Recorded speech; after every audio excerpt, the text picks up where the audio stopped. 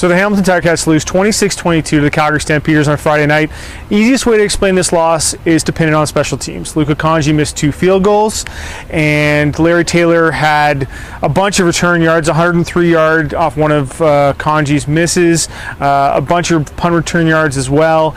The Stampeders executed a fake punt in the third quarter, which I thought was a big momentum swing in the game, and basically they dominated on special teams. And that, I think, has to be the first explanation for why the Ticats lost this game.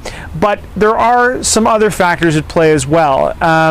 The defense had an opportunity to, the Stampeders were, 3rd and 7 on their game-winning drive, and the Ticats let them convert that. There were some very costly penalties that kept drives alive, and the offense, although Henry Burris had another decent game. He threw a horrible interception in the fourth quarter that took points off the board as well.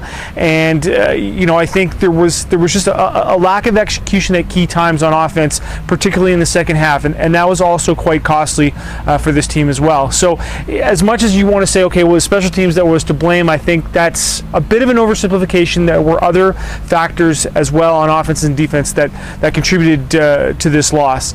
That said, you have to look at the positives. The positives are, this is a very tough place for teams to play. The Calgary Stampeders are a good team who, if you give them an opening, have the ability to punish you, and that's what they did. And so the Ticats, and we talked about this before this game, are trying to make that progression from good team to great team. And part of that is going on the road against good and great teams and winning and finding ways to win even in tough situations. And tonight they weren't able to do that, but I think if you look at the game in BC and the loss in week 1 against Toronto, the Ticats have been within a play or two in several of those games, and I think that if you're looking for encouraging signs, that's there. I would also say this: Kent Austin, head coach of this team, I think has shown up until this point that he's able and willing to make changes that need to be made to fix the things that are wrong. He was able to fix the defense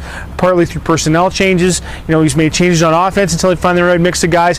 The special teams units are still a work in progress. They still need a return guy. I think Tavoy Moore still not quite getting it done.